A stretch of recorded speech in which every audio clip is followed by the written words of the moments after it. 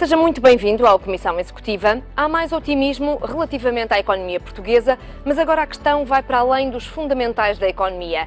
Como crescer além dos níveis pré-crise? Os bancos são importantes nesta equação porque são responsáveis por cerca de 3/4 do financiamento da economia. Financiamento que é essencial para as empresas concretizarem negócios, para aumentarem o investimento e para fazerem a economia mexer. Hoje vamos olhar para o financiamento e investimento da economia portuguesa e as perspectivas para a zona euro com as presenças de Carlos Matias Ramos, bastonário da Ordem dos Engenheiros, e Rui Leão Martinho, bastonário da Ordem dos Economistas. Senhores, muito obrigada por estarem nesta Comissão Executiva.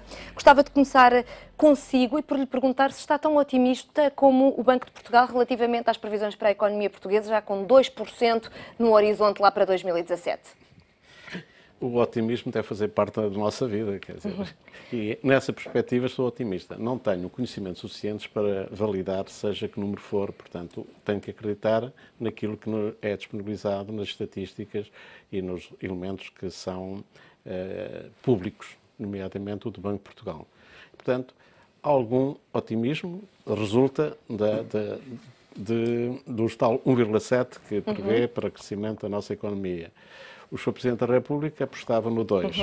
Portanto, o 1,7 está no meio entre aquilo que era dito no governo, 1,5%, e os tais 2% que o Sr. Presidente também, com o otimismo que cabe também à função de Presidente da República, no sentido de estimular a confiança nas pessoas, e, portanto, é um dado que nos dá um certo otimismo.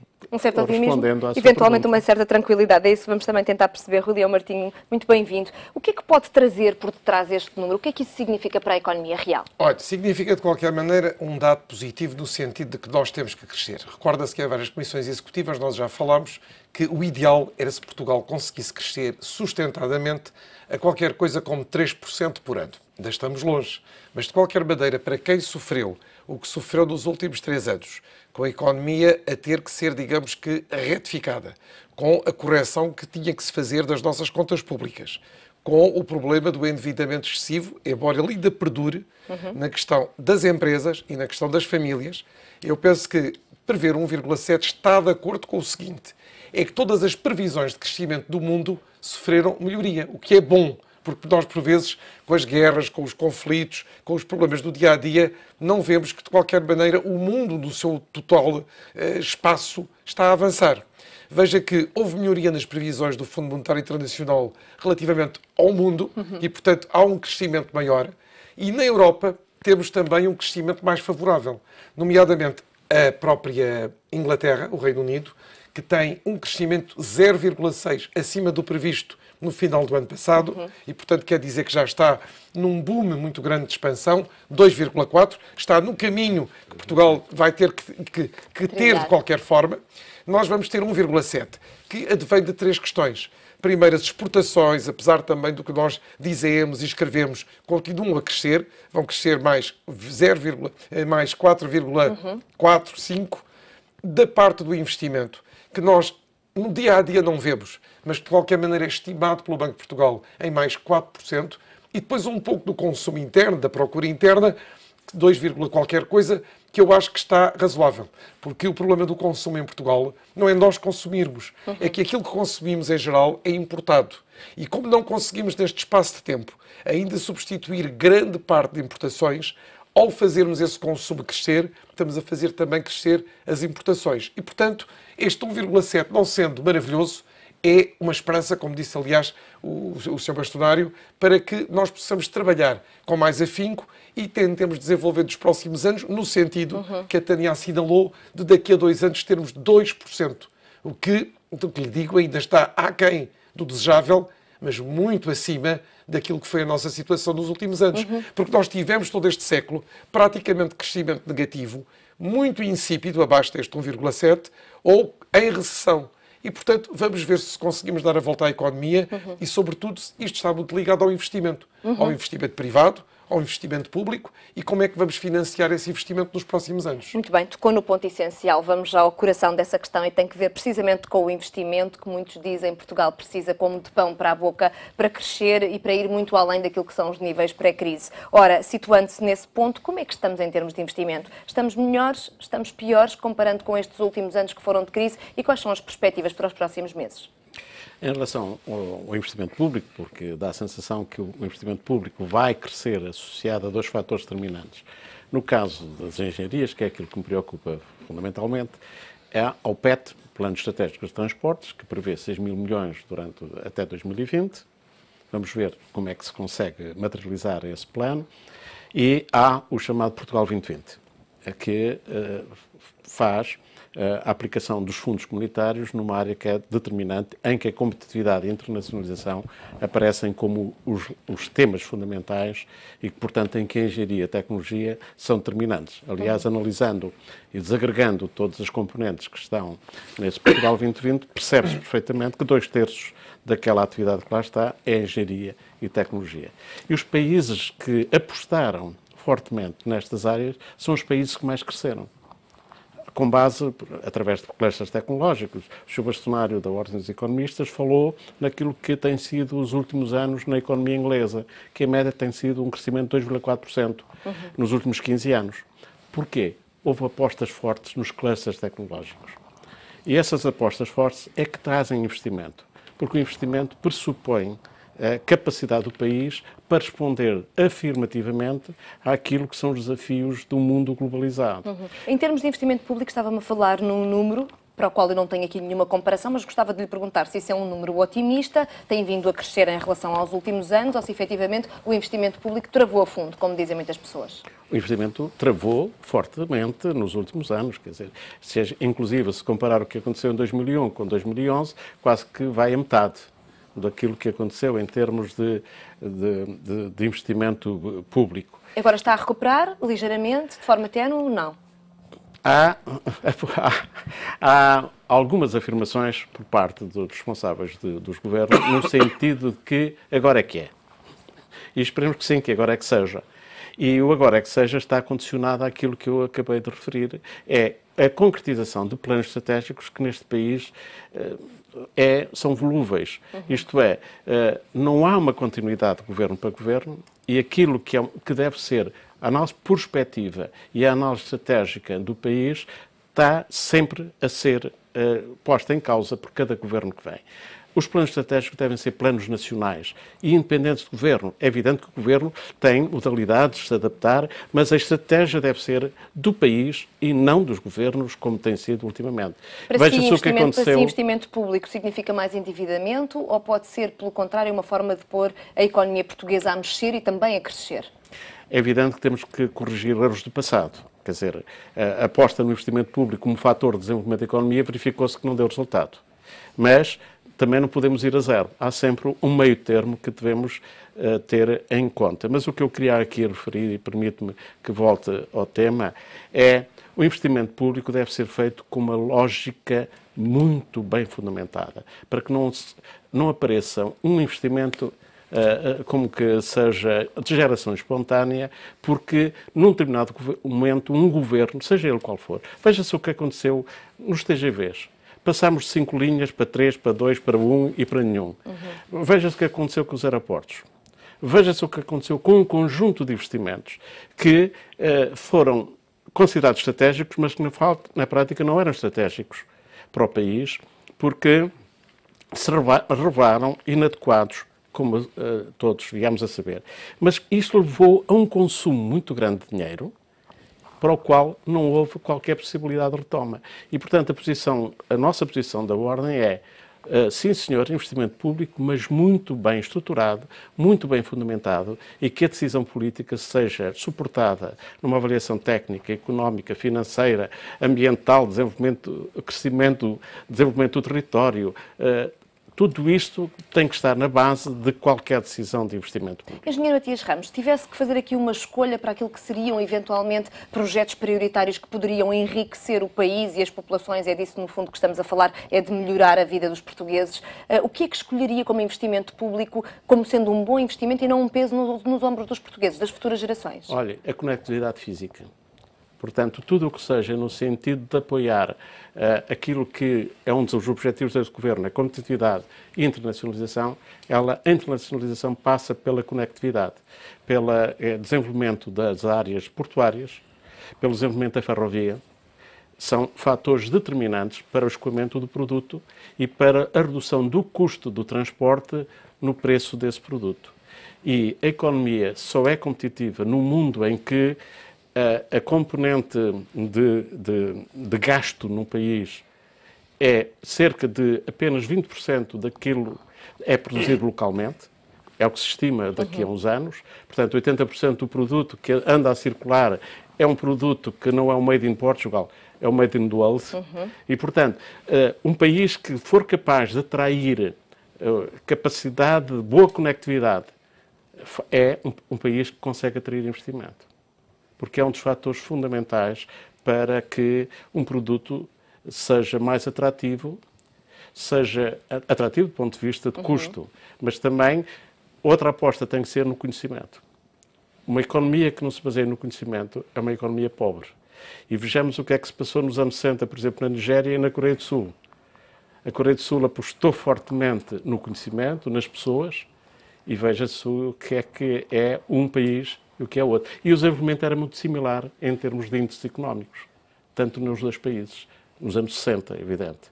E foi a aposta no conhecimento naquele país que fez com que ele esteja, neste momento, um dos líderes mundiais do ponto de vista tecnológico. Muito bem.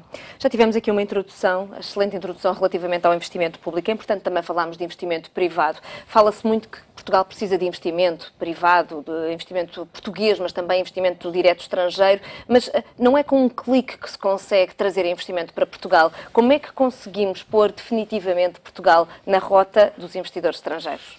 Repor outra vez, porque Portugal já tem estado por momentos dessa rota. Eu penso que é cada vez mais difícil, independentemente de eu achar que nos últimos anos, e não só este governo, mas este governo também, se tem trabalhado bem a questão da atração do investimento direto produtivo.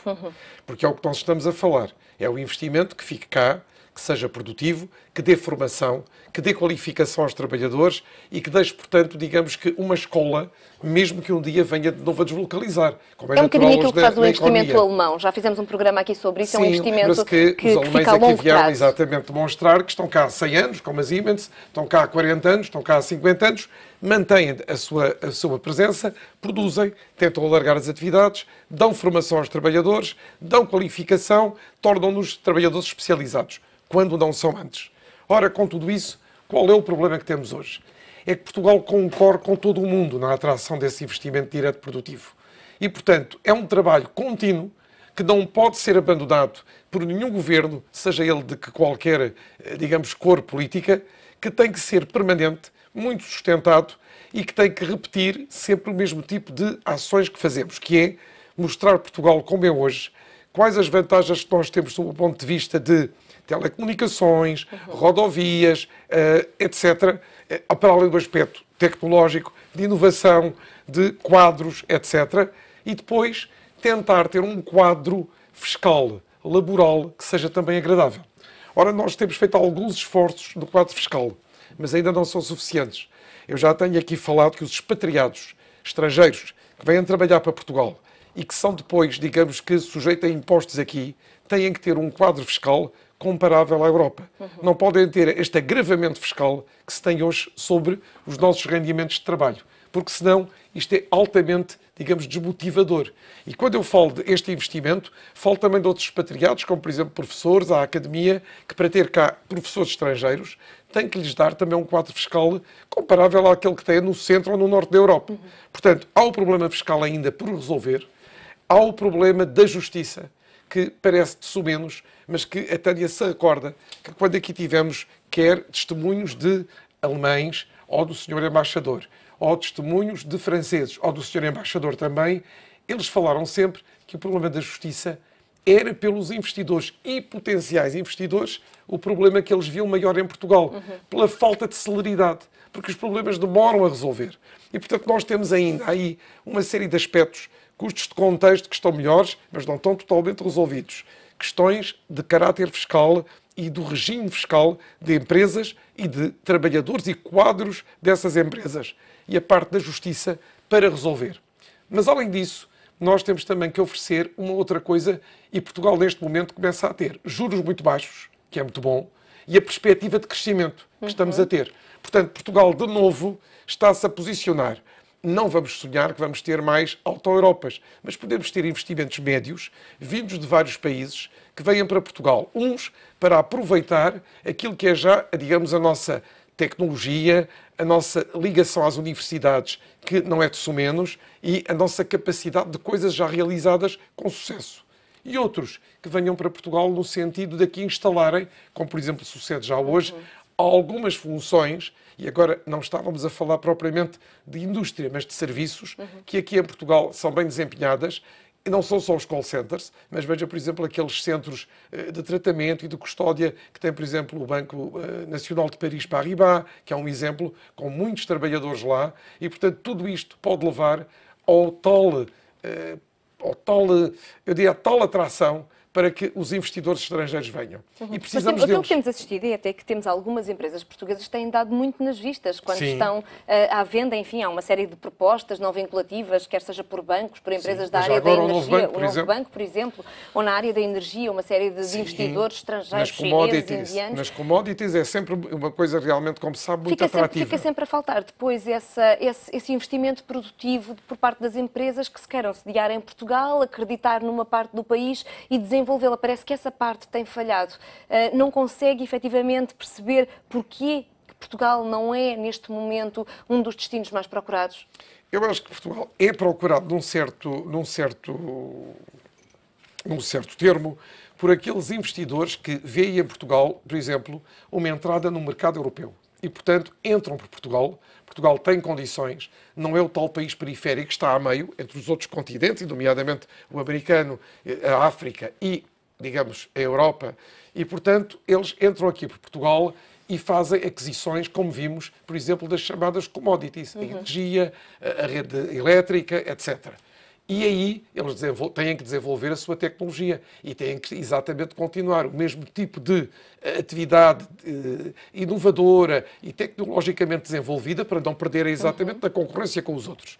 Mas depois o que nos tem faltado são as indústrias, digamos, médias e intermédias que, não sendo propriamente de ponta, alimentam qualquer economia. E tem-nos faltado a nós, como em geral ao sul da Europa, porque houve aqui uma desindustrialização a partir dos anos 80, praticamente com o abandono destes países. Mas que é recuperável ou não está sequer Tem que ser na estratégia? recuperável. Lembra-se que o anterior Ministro da Indústria chegou a colaborar com os seus homólogos espanhóis, italianos, franceses, no sentido de voltar, digamos, a reindustrializar, não nos mesmos moldes dos anos 60, mas hoje em dia, tirando partido exatamente deste avanço tecnológico, desta inovação e do facto destes países também terem formado quadros que são capazes e aptos para desempenhar o trabalho, para tentar reindustrializar. Mas é tal como o investimento direto produtivo que queremos atrair, um trabalho lento. E, portanto, o que é que me parece? Parece que neste momento já assistimos ao desenvolvimento em empresas que já cá estão. Outro dia vimos aqui o caso da Bosch, com a capacidade produtiva aumentada devido a novos projetos, a novos investimentos e, portanto, a uma nova reconfiança em Portugal.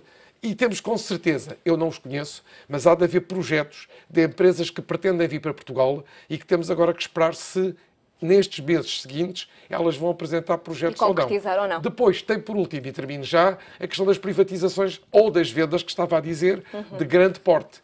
Essas têm sempre, digamos, concorrentes, algumas de grande qualidade, e agora resta depois a escolha de forma a que Portugal também, quando vende, ou quando o Estado vende empresas a privados, elas possam à mesma fazer o mesmo tipo de serviço e o mesmo tipo de serviço, se quiser, público, que é feito agora, mas em moldes mais competitivos, em moldes mais de concorrência e de mercado. Muito bem. Matias Ramos, e investimento português? Porquê é que não há mais investimento português? Não estamos a falar só, naturalmente, do investimento direto estrangeiro, que é também muito importante, ou de investimento público. E o investimento privado português? Onde é que andam as pequenas e médias empresas, esse grande tecido empresarial que nós temos, ou até as empresas de grande porte que fazem investimentos acima de 1 milhão de euros? Está tudo a cair. Bem, vamos lá ver. E dando continuidade àquilo que o Sr. Bastonário acabou de referir, um dos aspectos fundamentais para o país é a criação de clusters tecnológicos, porque as pequenas e médias empresas não têm capacidade para a inovação, para a investigação, e a inovação é determinante. Quer dizer, quem não inova, morre. É a crónica da morte anunciada, utilizando o velho título daquele velho escritor. E o que acontece é que o Portugal não tem apostado nos clusters tecnológicos. Há dois que foram de grande eficácia, que é o do calçado e o do têxtil, e viu-se o que é que deu. Os resultados. O investimento português apareceu, a capacidade empresarial que lá estava dormente, e foram estes clusters tecnológicos que permitiram resolver um problema que se pensava também de difícil resolução. Portanto, aposta nos clusters tecnológicos. Isso significa o quê? Que as empresas do calçado juntaram-se todas, apesar das suas particularidades, juntaram aquilo que é comum, uniram esforços, apostaram na inovação, na exportação. Eles individualmente não tinham capacidade para a inovação, para a melhoria do design, para o marketing. E, portanto, houve ali um aproveitamento da capacidade instalada no país, dando essa capacidade, centrando-a nos tais centros tecnológicos, que disponibiliza o conhecimento para que essas pequenas e médias empresas que não têm massa crítica para desenvolver por elas próprias o tal desenvolvimento do conhecimento e, portanto, o seu crescimento, e foi com base nisso que elas se cresceram e tiveram a pujança que neste momento já têm e com alguma relevância já na economia portuguesa e fundamentalmente na parte social de emprego numa zona que estava altamente deprimida. E a economia portuguesa tem ou não condições para replicar esse modelo noutras áreas e noutros setores? O que lhe parece? E tem que As frutas, os legumes... Aí é um papel do Estado, no meu entender. O Estado deve criar condições para estimular estes mesmos centros tecnológicos. Não quer dizer para intervir, é para estimular, criando condições objetivas e facilitando e dando apoios para que essas entidades se constituam e facilitem o desenvolvimento económico dessas pequenas e médias empresas. Porque nós vemos que a competitividade surge através do valor acrescentado. E o valor acrescentado, como é que ele surge? Com tecnologia e engenharia. Perdoe-me de estar a insistir neste tema, mas eu acredito nele e é com toda a força que eu estou a dizer. Acha que é assim que se pode fazer a diferença, no fundo? É evidente. Não vende produto fazendo rotina. O produto tem que estar sempre a inovar. Porquê? Porque a competitividade é enorme. A luta porque o problema não é um problema de oferta, é o problema da procura.